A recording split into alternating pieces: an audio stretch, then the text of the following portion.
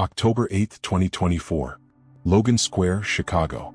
A 36-year-old man forces his way into a woman's home on North Milwaukee Avenue. He's armed with a black Ruger .22 pistol. He presses it against her temple, then her mouth. His threat is chillingly simple: make a sound, and you die. What happens next is a nightmare. A violent sexual assault that stretches on for hours. When Lawrence Davison finally runs from that apartment, stealing her keys, her ID, and anything else he can carry, he believes he's untouchable. But he's not. Because attached to those keys is an Apple AirTag.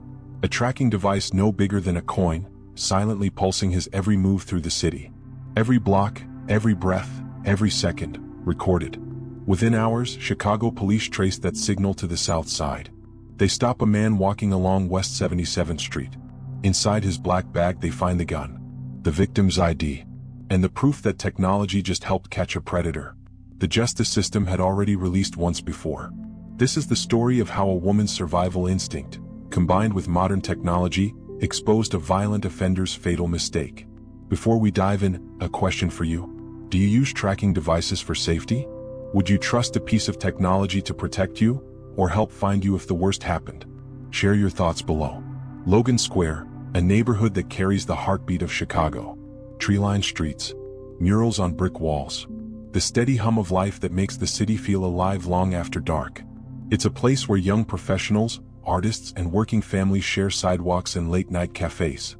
And on the night of October 8, 2024, one woman, living in an apartment along the 2800 block of North Milwaukee Avenue, was winding down from an ordinary day. She wasn't out late. She wasn't walking down an empty street. She was home, in the one place that's supposed to be safe. Maybe she was finishing a show, scrolling through her phone, or preparing for bed. The kind of quiet, personal moment that most of us take for granted. Outside, the L train rumbled past in the distance. Streetlights cast orange glows through her window blinds. Then, somewhere beyond that calm, a stranger watched. At 11:30 p.m., her world changed in the span of seconds. The sound of the lock, the door forcing open, the sudden rush of movement, heavy footsteps, panic, confusion. Before she could scream, a man was inside. He was armed. A black Ruger .22 pistol gleamed under the dim light. He pressed it to her temple, then her mouth, and told her in a cold voice that if she made a sound, she would die. Prosecutors would later say that man was Lawrence Davison, a 36-year-old parolee. He forced his way into her home that night, threatening her life and destroying her sense of safety in a place she trusted most.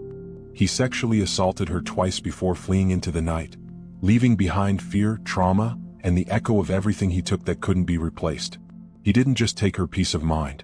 He ran off with her belongings, her ID, her keys, pieces of her everyday life. To him, they were trophies or proof of control. But among those keys was something he didn't notice. A small white circle of plastic, a device meant to help find lost things. An Apple AirTag. Quiet, precise, silently broadcasting its location every time it moved. He thought he had vanished into the darkness. But what he carried was a digital signal, one that would follow him across the city, through streets, intersections, and time itself. And before the night was over, that same signal would lead police directly to him. He fled with more than memories. He fled with the very object that would seal his fate. Inside her Logan Square apartment, everything was still. The street outside was quiet, the kind of quiet that comes just before midnight in Chicago. The rhythmic buzz of a street lamp outside, the occasional whoosh of a passing car. She was alone, at peace. She didn't know that at that same moment, a man had already chosen her home. His name was Lawrence Davison, 36 years old. He had only recently walked out of prison on parole. His past: violent robbery, weapons charges, and time served for serious offenses. He knew how to move in the dark, how to force entry, how to intimidate. To the system, he was a repeat offender. To her, in those final quiet minutes, he was a stranger in the shadows. Prosecutors would later recount that Davison forced his way into her apartment. He wasn't invited. He wasn't known to her. He carried a black Ruger .22 pistol, small, cold, and deadly. He pressed it against her temple, then against her mouth. He told her not to scream, or he would kill her. In that small, ordinary apartment, what followed was terror. Davison overpowered her. He sexually assaulted her twice. Every sound, every second stretched into something unbearable. The walls that once kept her safe had turned into a cage. When he was done, he left her there, trembling, shocked, and alone. He took what he wanted, then more. He grabbed her keys, her ID, and fled into the Chicago night. The door was left ajar. The silence after him felt heavier than the noise before. For a moment she couldn't move, couldn't speak. Then came the shaking hands, the search for her phone, the call to 911. Her voice, barely steady, carried through to the dispatcher. And in that moment, the hunt for her attacker began. Officers arrived at the scene, the 2800 block of North Milwaukee Avenue. A quiet residential stretch lined with storefronts and small apartments. They documented everything. The forced door, the disarray inside, the shaken victim. They gathered her story, her words trembling but clear. And one small detail stood out. Among the items stolen was her keychain. Attached to it was something that didn't seem important at first. A white coin-sized tracker. The kind used to find misplaced wallets, bags, or keys. An Apple AirTag. Davison thought he'd escaped. But every few seconds, that small device whispered his location. To her phone, to her iCloud account, to the Chicago police. He had no idea he was being followed. Not by a car, not by a witness, but by technology itself. He fled with more than memories. He fled with the very object that would seal his fate. Inside the Chicago Police Department's 14th District, the night had already been long. Detectives had seen hundreds of break-ins, assaults, and robberies in this part of the city, but this case felt different. It was brutal, personal, calculated. On the wall, the address stood out, 2800 block of North Milwaukee Avenue, Logan Square. A quiet stretch of apartments and small shops. Officers moved between evidence bags and photographs, marking every detail. They found the expected traces of a violent break-in, fingerprints on the door, shoe prints near the entryway, DNA samples swabbed from the apartment. But none of it led anywhere, not yet. No immediate match in the database. No witnesses had seen anyone enter or leave. For a moment, the case was just another brutal headline waiting to fade. Until one small line in the report caught a detective's attention. Among the stolen items listed by the victim, her keys. But these weren't just keys. Attached to them was a small silver disc, an Apple AirTag. The detective paused. That detail changed everything. For those unfamiliar, an AirTag is a Bluetooth tracking device, about the size of a coin.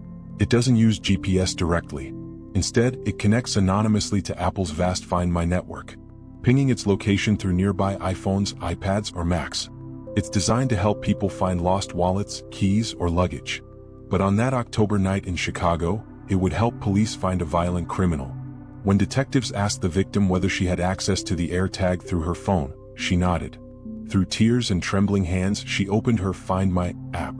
And there it was, a small, pulsing dot moving slowly across the city map. At first it seemed random. The tag had left Logan Square heading south. Each ping represented a few hundred feet, lighting up intersections along the way. Belmont, then Cicero, then Archer Avenue. Detectives knew they had to move fast. If the suspect realized what he'd taken, he could discard the keys, or the AirTag, and vanish again. They contacted the CPD Special Victims Unit, looping in digital forensics and field officers from nearby districts. For hours, they watched the signal update, every few minutes revealing another piece of the route. Meanwhile, back at the scene, forensic technicians were still working. They dusted for prints. They cataloged every item overturned, every mark on the floor. But the real lead was no longer in that apartment. It was moving through the streets of Chicago in real time. By the early hours of October 9th, the signal had traveled nearly 10 miles south, into a neighborhood on the south side of Chicago. Detectives coordinated quietly with patrol units already in the area. Unmarked cars rolled into position. They didn't know what they would find. Just that the AirTag, the only thread connecting them to the attack, was somewhere nearby. And as they sat watching the screen, that tiny dot stopped moving. The AirTag had gone still on West 77th Street. The detectives exchanged a glance. This wasn't just a signal anymore. It was a destination. That tiny piece of technology, the size of a coin, had just led them straight toward the man they'd been searching for. But when they finally found him, what he carried in his bag would send chills through even the most seasoned officers. By dawn, the digital trail had led them far from Logan Square. The AirTag signal, that silent pulse of technology, had stopped moving somewhere along the 400 block of West 77th Street, deep on Chicago's south side. Detectives stared at the blinking dot on the Find My app, the location updating in real time. Each coordinate narrowing their search to a single street, a single block. And finally, a single man. Around 6 a.m., officers from the Chicago Police Department's Special Victims Unit and local patrol units rolled quietly into the neighborhood. It was early, the sky still gray, streetlights flickering off one by one. And walking along the sidewalk, wearing dark clothing and carrying a black bag over his shoulder, was a man who matched the rough description taken from the victim. They watched for a moment, his pace, his posture, the way he scanned his surroundings. Then the call came over the radio. "Move in." The man froze. Officers approached, hands steady but ready. He complied, slowly lowering the bag to the ground. Inside that black shoulder bag was the key to everything. As detectives searched it, they began pulling out items one by one. First, a set of keys with a white AirTag attached, matching the victim's description exactly. Next, a black Ruger .22 pistol, the same type of weapon used in the assault. And then, the victim's state-issued ID, tucked into a small compartment inside the bag. Each discovery came like a hammer drop. Piece by piece, the story assembled itself right there on the street corner. The officers didn't need confirmation from the lab to know what they'd found. The AirTag had done what countless hours of manpower often couldn't. It had tracked the suspect directly to his arrest. They handcuffed him without resistance. He gave his name, Lawrence Davison, 36 years old. A convicted felon, released on parole less than 2 years earlier. In that moment, the AirTag wasn't just a clue. It was the invisible witness that tied him to the crime beyond any doubt. Davison was taken into custody. As he sat in the back of the patrol car, the irony was undeniable. The same technology that many people used to find misplaced keys had just found him. Back at the station, officers cataloged the evidence. The gun, the ID, the AirTag, and the keys that started it all. Every item logged, photographed, and sealed. The chain of custody was clear. And so was the link between the assault in Logan Square and the man now sitting in an interrogation room miles away. To investigators, it was a clean break. But the story of who Davison was ran much deeper. His name was already familiar to the Illinois Department of Corrections. He'd been in and out of the system for years, armed robbery, drug charges, parole violations. Court records showed a long pattern of violence and defiance. He had been granted parole in 2022 after serving time for a weapons offense. Released under supervision, meant to be rebuilding his life. But somewhere along the way he vanished from that path, slipping back into the cycle that had defined most of his adulthood. For the detectives, it was a victory mixed with frustration. They'd caught their suspect, yes, but the question hung heavy in the air. Why was a man with that record free in the first place? Why had the system failed to keep him from hurting someone else? That morning, as the sun rose over the south side, officers sealed the evidence, closed the report, and handed it to prosecutors. The case and the headlines were only just beginning. But who exactly was Lawrence Davison? And what made him risk it all again? His name was Lawrence Davison, 36 years old.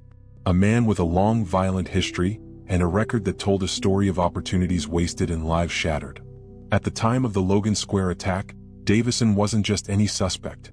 He was a parolee, released less than a year earlier from the Illinois Department of Corrections. And according to public court records, this wasn't his first violent home invasion. Not even close. To understand how he ended up back in handcuffs, we have to go back to April 2015. Another Chicago neighborhood. Another woman alone at home. It happened on the 9500 block of South Wentworth Avenue. Davison broke into the home of a 40-year-old woman, reportedly in the middle of the night. He wasn't there to talk. When the victim caught him rummaging through her things, he turned violent, grabbing a baseball bat and striking her in the head. The attack left her seriously injured, bleeding, and terrified. He fled that scene too, but police caught up to him soon after. Prosecutors charged him with home invasion causing great bodily harm, aggravated battery, and burglary.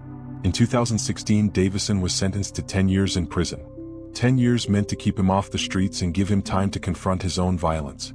But like many cases in Illinois' crowded prison system, 10 years didn't mean a decade.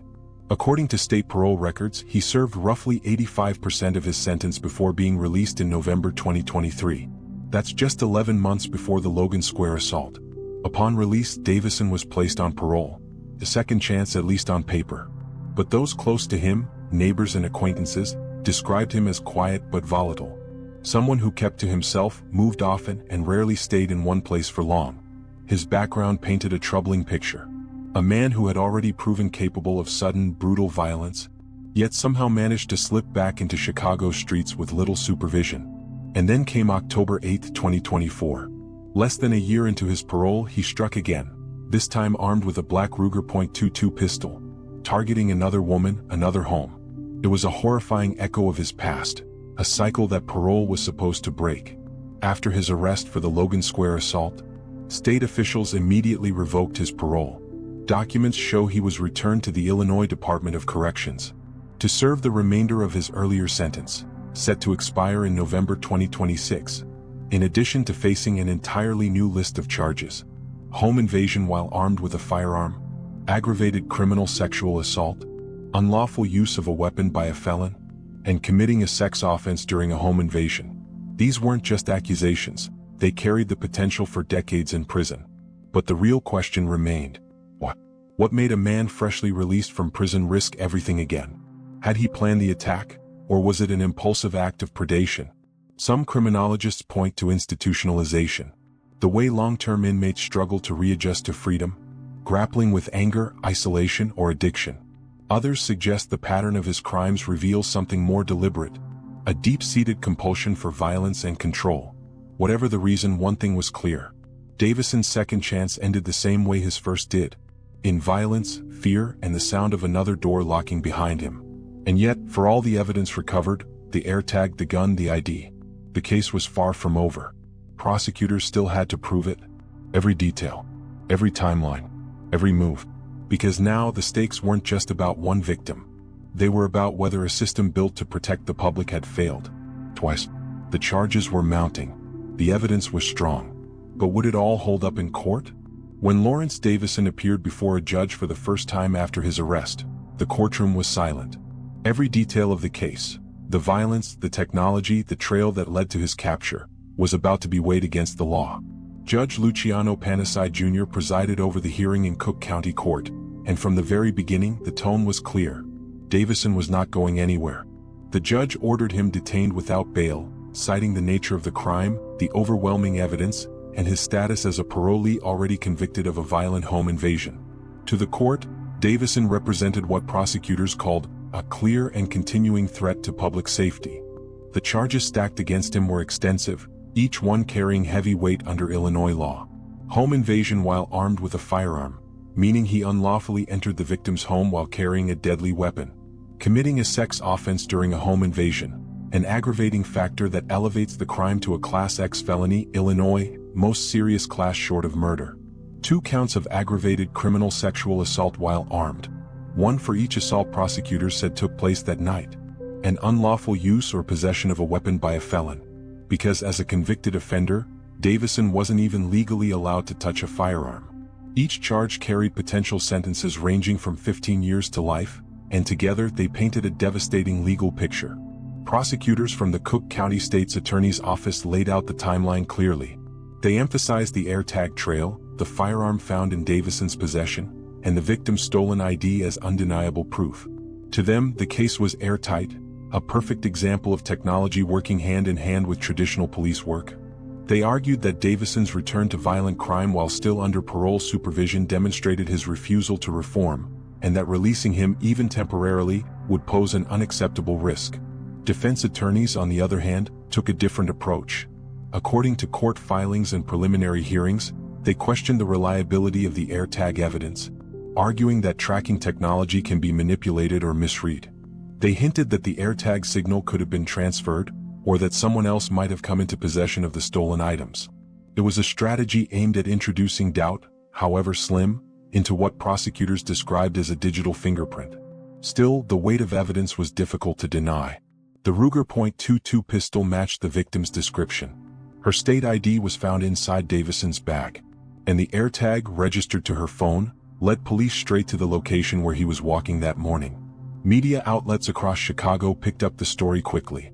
Headlines read, AirTag leads police to suspected rapist. Tracking device helps catch parolee in violent home invasion. The case drew national attention, a chilling example of how modern technology could play a role in solving crimes that once relied on luck or eyewitnesses. In Logan Square, where the attack took place, neighbors spoke to reporters. Some described the crime as terrifying but strangely satisfying to see solved so quickly. Others questioned how someone with such a violent history was even free to begin with. And for women across the city, the story hit a nerve, a mix of fear and empowerment. Fear that something so horrific could happen in their own homes, and empowerment that a small device, often used to find lost keys, had become a tool for justice. Behind the courtroom doors, legal teams prepared for what would be a long, complex trial. There were questions about privacy and technology, arguments about intent and opportunity, and debates over the limits of digital evidence in violent crime cases. Would a jury see the AirTag as unshakable proof, or as a piece of tech that could raise more questions than answers? Because while the physical evidence pointed one way, the defense's job was to plant just enough doubt in 12 jurors' minds. And that brings us to the question that will define this case, and maybe the future of how crimes are solved in the digital age. If you were on that jury, would you convict a man based on a tracking device, a digital signal, and the trail of evidence it left behind? The trial was set, the city was watching, and for the victim, the hope was that this time, justice wouldn't slip away. As the wheels of justice turn in Cook County, one thing is clear: technology is rewriting the rules of crime and crime solving. Davison's parole was revoked the moment he was taken into custody. He remains locked up, held without bond, awaiting trial on the heavy charges tied to October 8th. Whether he will plead guilty or fight the case remains to be seen, but for now the courts have put a seal on his freedom. For the woman whose life was shattered that night, the aftermath is more than legal proceedings. It is trauma. The knowledge that someone entered her home and violated her security in the most intimate way. The neighborhood echoes with unease. The lines between public and private feel thinner now. Yet in this darkness, a sliver of hope exists. A small device, one many people carry to protect their belongings, became the bridge linking crime back to its perpetrator. A tool of rescue, not just loss. What began as an act of terror ended with one man's downfall, because of a device he never even saw. But is this case a harbinger of what's to come? Could future investigations hinge on trackers, phones, and signals? Or was this a rare alignment of opportunity and tech, a one-time twist of fate? I want to hear your thoughts. Do you believe AirTags and similar devices should be used by police? Is that justice, or a step into surveillance overreach? Leave your answer in the comments below. If you're hungry for more stories that dig into crime, technology, and justice, hit subscribe, ring that bell, and you won't miss what comes next.